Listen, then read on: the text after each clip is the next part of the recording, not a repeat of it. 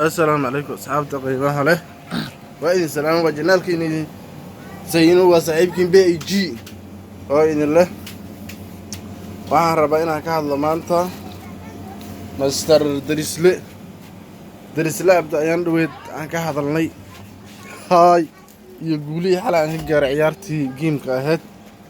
yaa walax ka soo baxay natiijadaas aan rabaa inaan ka hadlo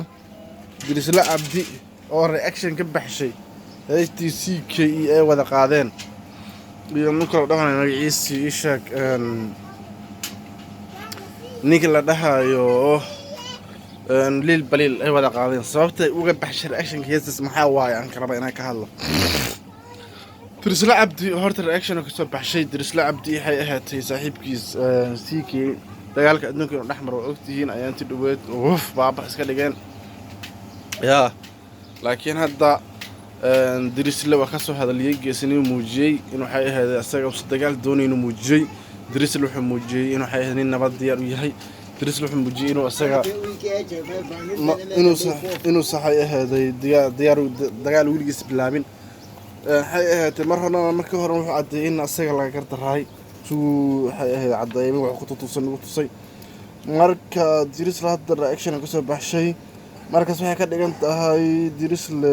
waa isubaaho waxay ahayd darisle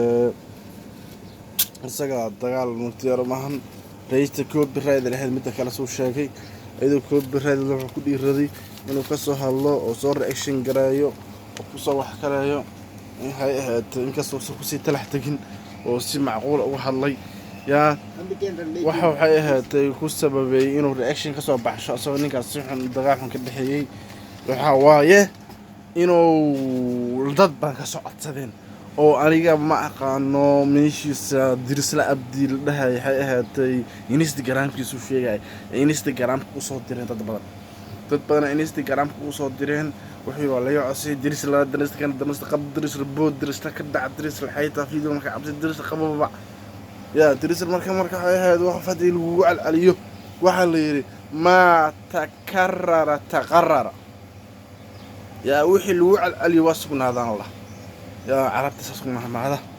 مركة درس له الوعي عليه مركة أساس بسوناتي مركة هذا لكن أنا كنت فاهمي إنه سأسوي ربين ديار وهنا كهالله صابتواتيها ركما صهالين ومركو دجال كذا إسباعي هاد